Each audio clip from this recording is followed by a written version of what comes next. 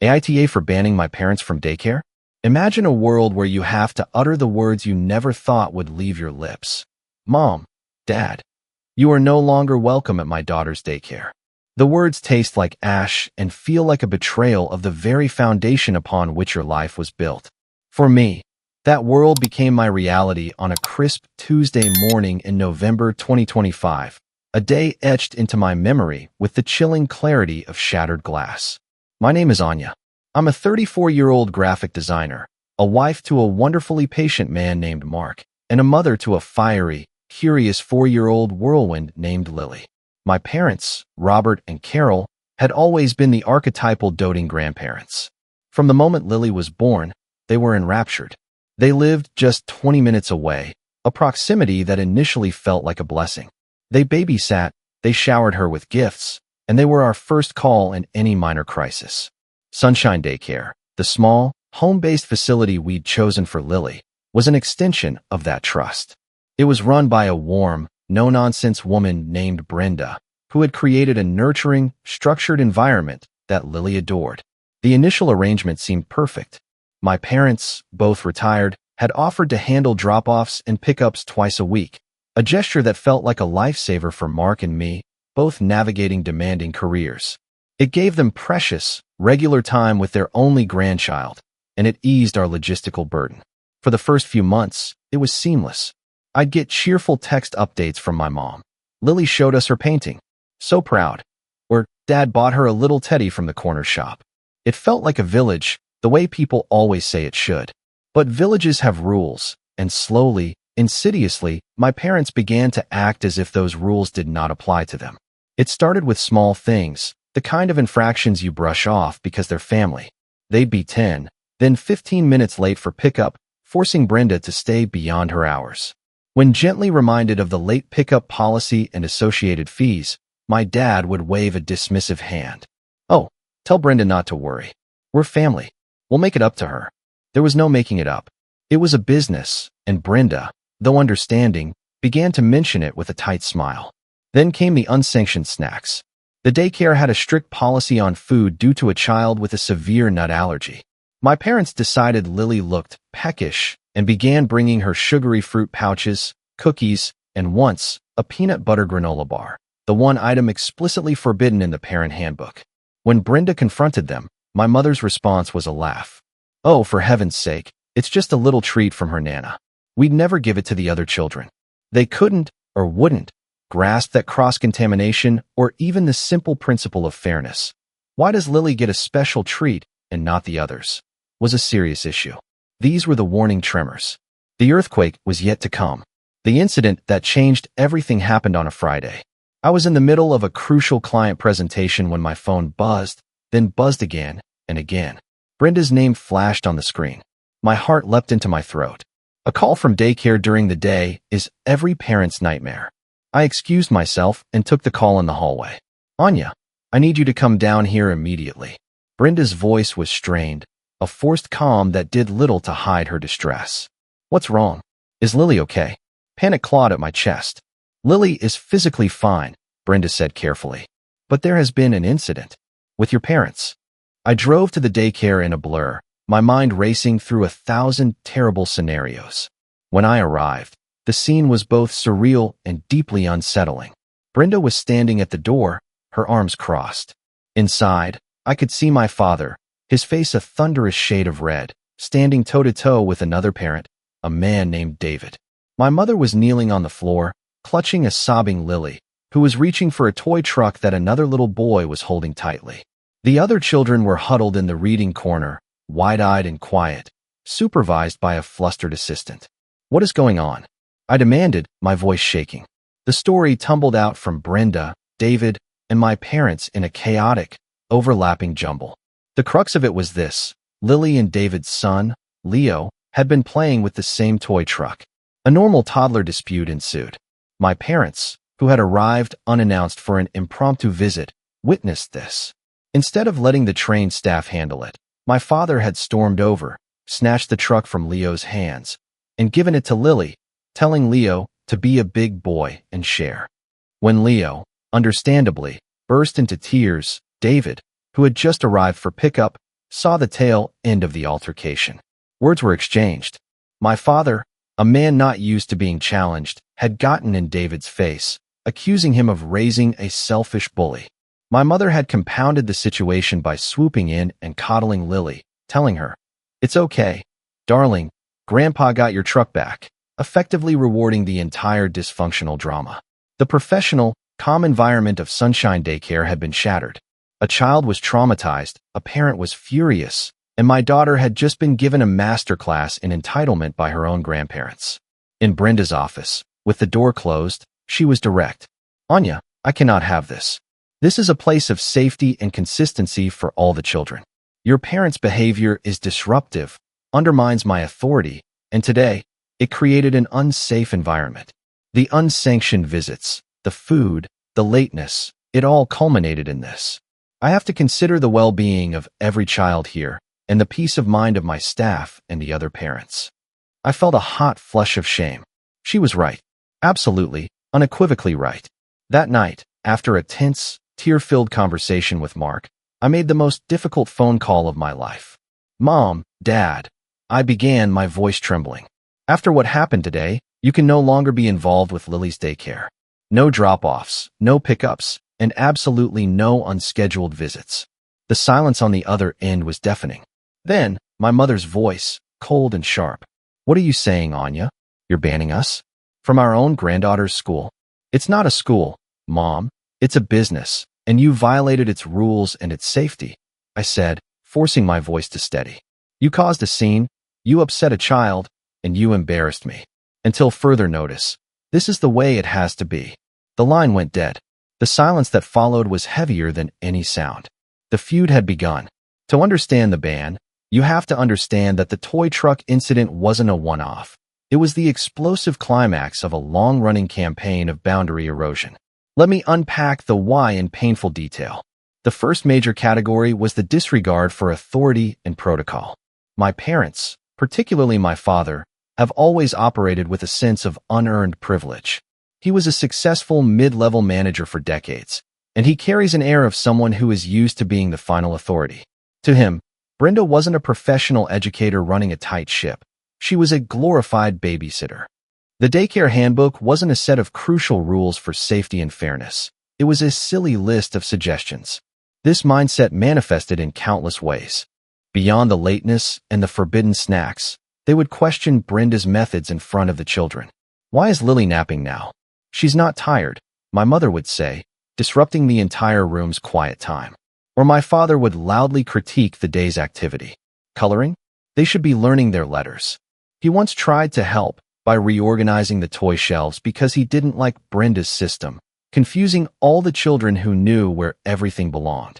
When gently corrected, the response was always a variation of, "We know what's best for our granddaughter," effectively dismissing Brenda's years of training and experience. The second, and more insidious, category was the creation of a special rules culture for Lily. By bringing her unauthorized treats and intervening in every minor dispute on her behalf, they were teaching her a terrible lesson, that the rules didn't apply to her, and that Grandma and Grandpa would always swoop in to fix any consequence. We saw the effects at home. Lily started having more tantrums when she didn't get her way, once shouting, "But Nana says I'm the princess," after being told she couldn't have a cookie before dinner. The consistent, fair environment we in the daycare were trying to build was being systematically dismantled twice a week. The third category was the complete lack of social awareness and respect for other families. The unannounced visits were the pinnacle of this. They would pop by during outdoor playtime just to see their little sunflower, disrupting the flow of the session. They'd coo over Lily while other children watched, wondering where their grandparents were. It created an environment of inequity. And the final, unforgivable act was the confrontation with David and Leo.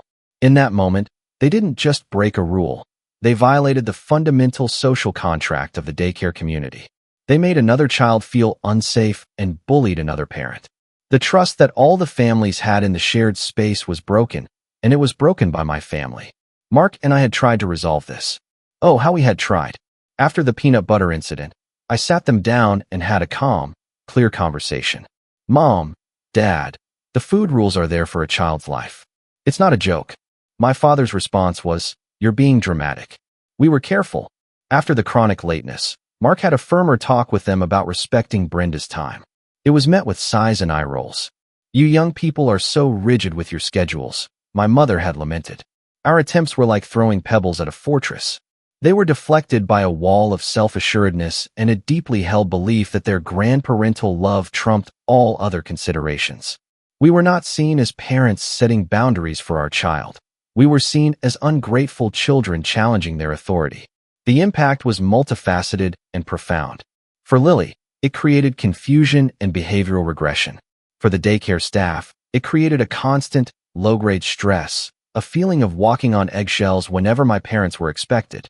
For Brenda, it threatened the integrity of her business. And for my peace of mind, it was a relentless source of anxiety. I found myself dashing their pickup days, my stomach in knots, waiting for a text from Brenda detailing some new transgression. The village I had been so grateful for was starting to feel like a hostile takeover. So, why was the ban the only option? Why not just revoke pickup privileges, but allow visits? Why such a drastic, nuclear measure? The answer boils down to one non-negotiable principle: prioritizing safety. And safety, in a childcare context, is a broad term. It's not just physical safety from nuts and falls. It's emotional safety, psychological safety, and the safety of a predictable, consistent environment. My parents had proven themselves incapable of respecting any of these facets. Physically, they had demonstrated a cavalier attitude toward a life-threatening allergy. Emotionally, their intervention in the toy truck incident was a masterclass in psychological unsafety for both Lily and Leo. Lily learned that conflict is resolved by a grandparent storming in and imposing their will, not through negotiation and empathy. Leo learned that an adult could snatch something from him, and that his feelings of injustice could be dismissed by a stranger. For the other children watching, it taught them that fairness is arbitrary. The ethical dilemma I faced was agonizing. I was raised to honor my mother and father. The guilt of banning them was, and still is, a heavy weight on my soul. I lay awake at night, questioning myself. Am I a terrible daughter? Are they right? Am I being brainwashed by this daycare's rules? The pull of family loyalty is a powerful, primal force. But I had to make a choice. Be a loyal daughter or be a good mother. I chose my child. I chose to protect the environment that was shaping her into a kind, respectful, and resilient human being, even if it meant dismantling my relationship with the people who shaped me. My parents' argument was always rooted in love. We just love her so much, they'd say. But love, without boundaries, isn't love, it's control. It's possession. True love respects the rules of the village. True love understands that sometimes, the most loving thing you can do is step back and let the professionals do their job, to let the parents parent, and to let the child navigate the world without you constantly clearing a path that leaves rubble in your wake. Brenda's stance was unequivocal. In our final meeting, she was clear. Anya, I love Lily. She is a bright light here. But if your parents set foot on this property again without your express, prearranged permission, I will have no choice but to terminate Lily's enrollment. It was an ultimatum, but one I could not blame her for. She had a dozen other children to protect, a business to run, and a staff to support. My parents had become a liability she could no longer carry. The daycare's policies were not the enemy. They were the shield, and my parents were determined to break it. So, I became the warden of the boundary. I was the one who had to build the wall they kept trying to scale. It was a horrible position to be in, but the alternative, allowing the chaos to continue and potentially having Lily lose her spot at a place she loved, was unthinkable. It is now several months since the ban was put in place in November 2025. The current reality is a landscape of fractured family ties and a new, colder normal. My relationship with my parents is in a deep freeze. Phone calls are short and transactional. Family gatherings, like the recent holidays, were tense and awkward. The easy warmth is gone, replaced by a polite, brittle distance. They send gifts for Lily, but they don't visit as often. When they do, the visits are supervised and feel more like a state function than a family get-together. The accusation in my mother's eyes is a constant, silent scream. You chose a daycare over your own family. Lily sometimes asks, why don't Nana and Grandpa pick me up anymore? We tell her a simplified version of the truth. Nana and Grandpa weren't following the daycare's rules. and everyone needs to follow the rules to keep it a happy place. It's a heavy concept for a 4-year-old, but she seems to accept it. Mark has been my rock through all of this, a united front, though I know it pains him to see our family like this.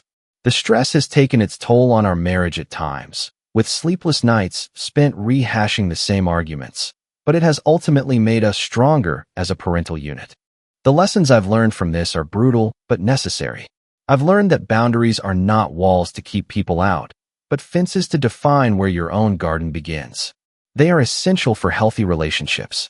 I've learned that family is not a free pass to disrespect, disrupt, and dictate.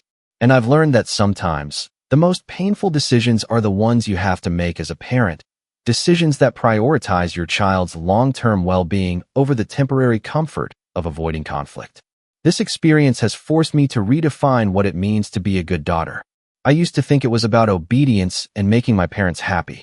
Now I believe it's about being a responsible adult, even when that responsibility means setting limits on the people who raised you. Perhaps, in the long run, this boundary will force a healthier dynamic, one based on mutual respect rather than indulgent grandparenting. So, I put it to you, the court of public opinion. I need your verdict. Am I the AITA? Was I the asshole for prioritizing the safety, consistency, and professional environment of my daughter's daycare over my parents' feelings and their perceived grandparental rights? Was I justified in using the ultimate sanction of a ban to protect my child from their well-meaning but destructive behavior? Or was I too harsh? Should I have found another way, like only allowing supervised, pre-approved visits, instead of an outright prohibition? What would you have done in my shoes? Have you ever had to set a devastating boundary with a family member to protect your child? Your judgment, your stories, and your perspectives are not just welcome. I feel like I need them to navigate this lonely and guilt-ridden path. Please, let me know in the comments. Am I the villain in this family story, or was I simply a mother doing what she thought was right for her child? The story ends here, but our journey doesn't have to. If you want to join me for the next tale, please subscribe and ring that bell. Your support means everything. Thanks for watching.